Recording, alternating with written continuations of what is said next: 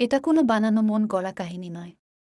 আমার নিজের চোখে দেখা এক মায়ের জীবনে ঘটা সত্যিকারের ঘটনা।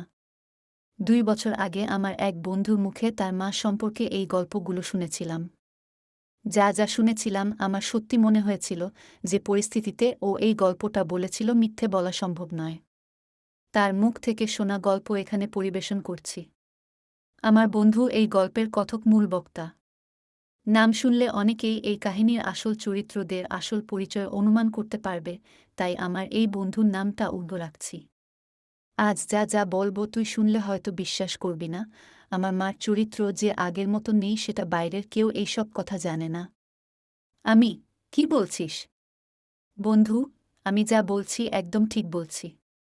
শুনলে মনে হবে গল্প, কিন্তু কোনো গল্প নয়, একেবারে বাস্তব। তুই তো এইসব নানা ধরনের কাহিনী লিখিস, আমার মাকে নিয়েও লিখবি। আমি ঠিক আছে, তুই যখন বলেছিস লিখব। শুরু থেকে বলো, কি কি হয়েছিল?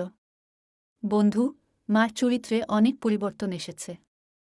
সেটা একদিনে আসেনি, নানা অবাঞ্ছিত পরিস্থিতির মধ্যে পড়ে মাকে এইসব পরিবর্তন করতে হয়েছে।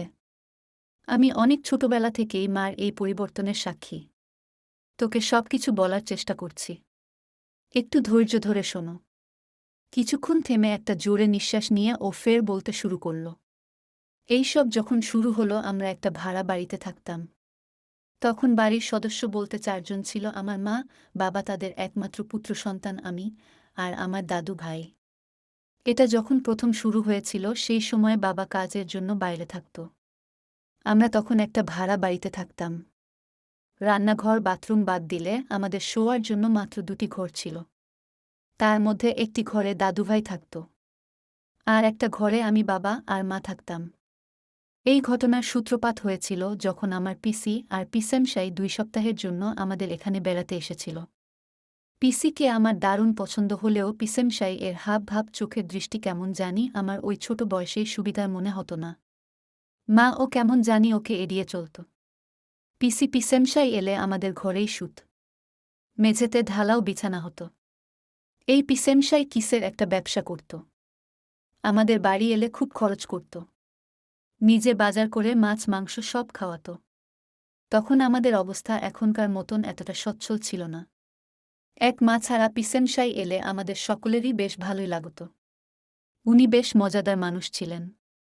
এখানে পিসেমশাইরা এলে মার কেন খারাপ লাগত সেই বিষয়ে আসছি।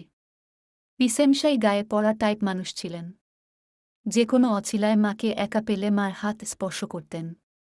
একবার খাওয়া দাওয়ার পর কল পাড়ে হাত ধুয়ে হাত মোছার জন্য মার শাড়ির আঁচল ব্যবহার করতে করতে মার কোমরেও হাত দিয়ে ফেলেছিল।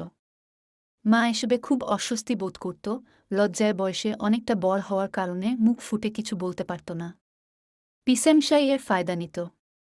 শেষ যেবার পিসি আর পিসেমশাই এসেছিল, এক কাণ্ড হয়েছিল, তখন ভালো করে বুঝিনি, আজকে পুরোটাই স্পষ্ট হয়ে গেছে আমার কাছে। সেবারে কি হয়েছিল? পিসেমশাই বাড়াবাড়ি করে ফেলেছিল নাকি? বন্ধু, বাড়াবাড়ি বলতে বাড়াবাড়ি কি হয়েছিল শোনো তাহলে। পিসেমশাই আমাদের বাড়ি এলে খুব খরচ করত। পিসেমশাই ছিল বাড়ির একমাত্র জামাই, ভালো টাকা ইনকাম করে, দাদু ভাই ওকে পছন্দ করত, তাই জন্য মার অপছন্দ হলেও পিসেমশাই বাড়িতে এলে কিছু বলতে পারত না। সেবার যখন ওরা এলো একটা অন্য ব্যাপার লক্ষ্য করেছিলাম। পিসিমার সঙ্গে ফিস ফিস করে কি সব কথা বলতো, আমি সামনে এলেই চুপ করে যেত। মার তখন ২-৫-২-৬ বছর বয়স। এখনকার মতো মোটা হয়নি, যৌবন ফুটে বেরোচ্ছে সারা শরীর থেকে। পিসেমশাই মার দিকে মাঝে মধ্যে এমনভাবে তাকাতো, মা খুব অস্বস্তি বোধ করত। ভেতরে ভেতরে কি চলছিল জানি না। পিসিরা এলে মেঝেতে বিছানা হতো। আমি আর মা পাশাপাশি শুতাম। মার পাশে পিসি শুত, পিসির পাশে কিছুটা গ্যাপ দিয়ে পিসেমশাই। সেবার যখন পিসিরা এসেছিল রাতের প্রথম কয়েকদিন এইভাবেই শোয়া হয়েছিল। সেবার প্রথমবার দেখলাম শোয়ার সময় আমাদের শোয়ার জায়গা অদল বদল হয়ে গেল। পিসি আমার পাশে এসে শুল। পিসির পাশে পিসে মশাই। পিসেমশাই এর পাশে একেবারে অপর সাইডে আমার মা এসে শুল। মায়ের পাশ ছাড়া তখন আমার ঘুম আসত না। আমি ছোট বলে কিছু বলতে পারলাম না। ঘ্যান ঘ্যান করে চুপ করে গেলাম। শুধু মার মুখ চোখ দেখে খুব অবাক লাগছিল। মা কোনো অজ্ঞাত কারণে ভয় পেয়ে চুপচাপ হয়ে গেছিল। আলো নিভিয়ে আমরা নির্দিষ্ট সময়ে শুয়ে পড়লাম।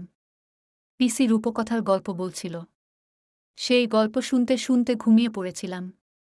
মাঝরাতে কিসের একটা শব্দে আমার ঘুম ভেঙে গেছিল। কান খাড়া করে শুনলাম শব্দটা আসছে পিসে মশাই আর মার দিক থেকে।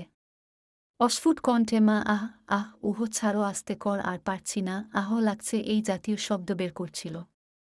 আমার খুব কৌতূহল হলো মা এ ধরনের শব্দ বের করছে কেন, মার কি শরীর খারাপ হয়েছে। আমি উঠে বসলাম, মাথা বাড়িয়ে পিসেমশাই এর দিকে দেখলাম।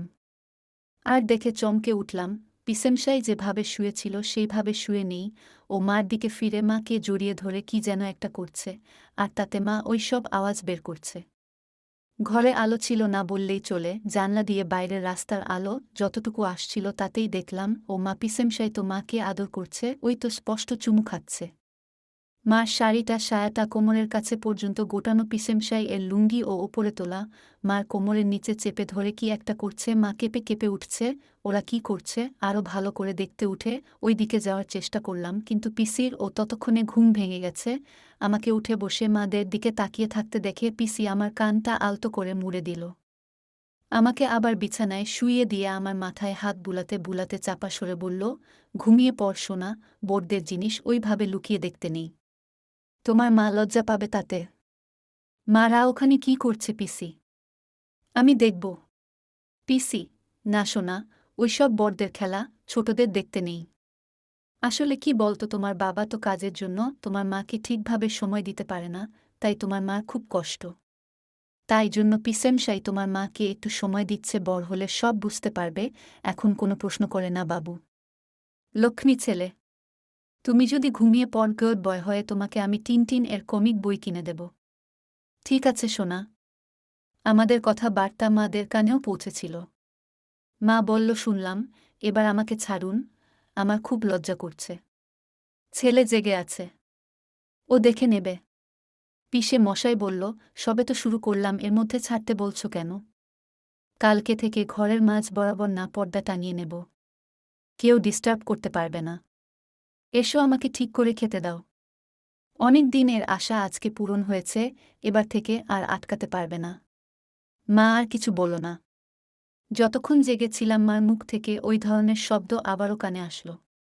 তারপর থেকে পিসিরা যতদিন ছিল রাতে শোয়ার সময় ঘরে মাঝ বরাবর পর্দা টাঙানো হতো।